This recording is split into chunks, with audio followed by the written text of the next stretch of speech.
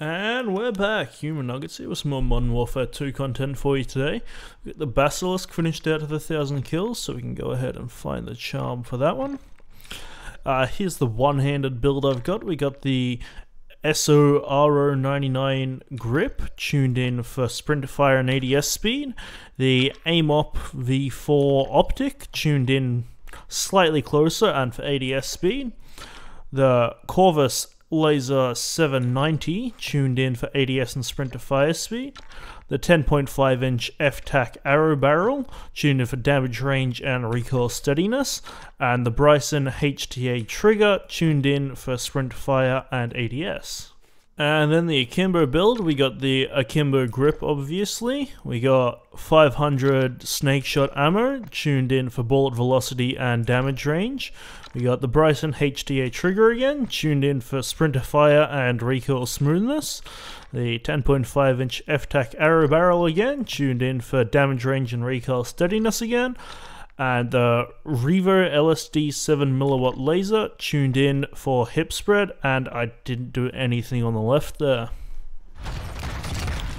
And these Akimbo guns here with the snake shot is obviously the main appeal of this gun. The other build was just kind of to have a mid-range build because the damage range drop-off for these things is ridiculously short.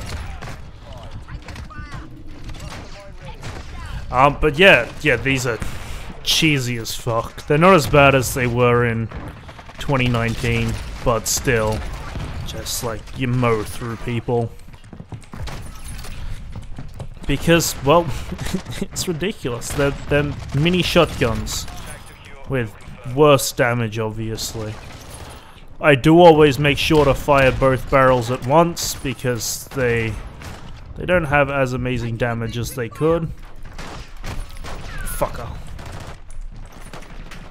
And yeah, like initially when I was trying to use these, I was like, oh, I'm running around, I'll put the snub nose on them, and it was, unless I was touching them, I couldn't deal damage to someone. So getting that extended damage range is pretty important, even though they're still close range. You just need that that little bit extra to get anywhere at all.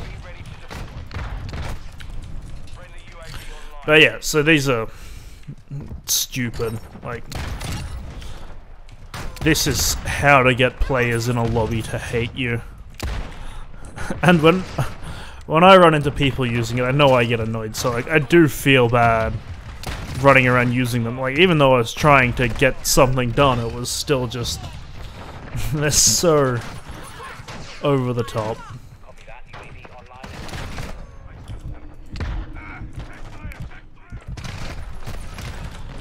You know, drop off quickly, but still. Immediate close quarters. Anything except an actual shotgun is losing to you pretty much.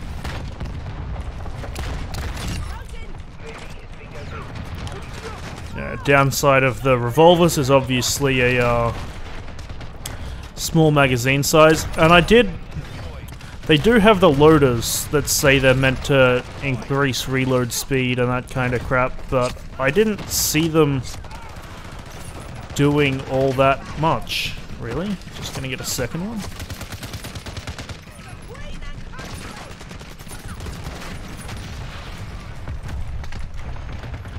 Come on. I still haven't gotten the 250 finishing moves calling card. I don't particularly try for it, it's just, you know, if the opportunity presents itself. But yeah, no, these things are busted, as you'd expect. They're handheld pistols, and the loader is what I was talking about. They yeah, really wasn't noticeable, and they say that the downside is meant to be that like you carry less reserve ammo to reload faster, and it definitely doesn't change how much ammo you get, so I'm assuming that means that just the whole thing isn't working. Yeah. You could rock the throwing knife on these to just kind of give you that one-hit melee when you do need a reload, because it doesn't take that. It takes a while to reload if you don't empty the mag, so it's it's definitely better to do empty mag reloads than partial mag ones with these. Because, well, you know, you can...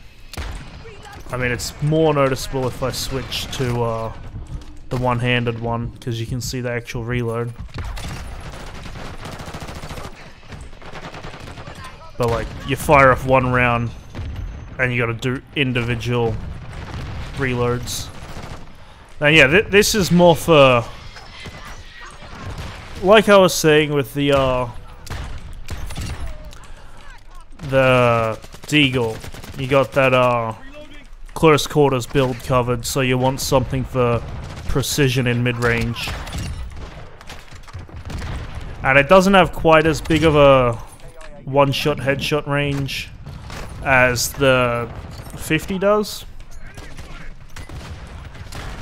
But it's still, for practical purposes where you're going to be trying to use a pistol, you can get it if you spend the time to line it up. Which is why I got the optic on this one. Even though I don't normally rock optics, for a pistol, you get to distance, you want that accuracy. And then in close quarters, I'll usually just kind of hip-fire this, because even though I don't have the hip-fire laser and stuff on this one, it hip-fires decently well. This one I got a lot less. I don't know if I got any clips that I'll end up using. Because I did most of it with the Akimbos, because, well, it's shit, man. It'd be stupid not to. That guy's gonna piss me off. Fucking let us spawn. It does. I don't think we can go through that one, but through these walls, the Basilisk can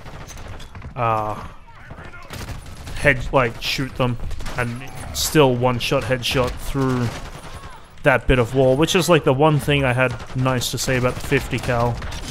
So this does it, and I just prefer the gun because it's more consistent in my opinion, and just a lot cool. Like the inspect of this thing is just fucking ridiculous. So the spawns this match, what the fuck? Fuck you, cunt.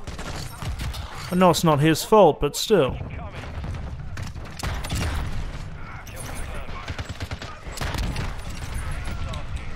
So you can see even the single fire on this one's not too bad. It's not one that, yeah, even though the snake shot is the really fucked part of this, it's not required to have fun with it.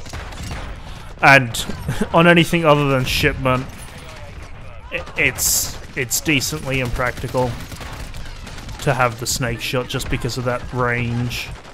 Jesus Christ, the later half of that map was just a fucking spawn trap, but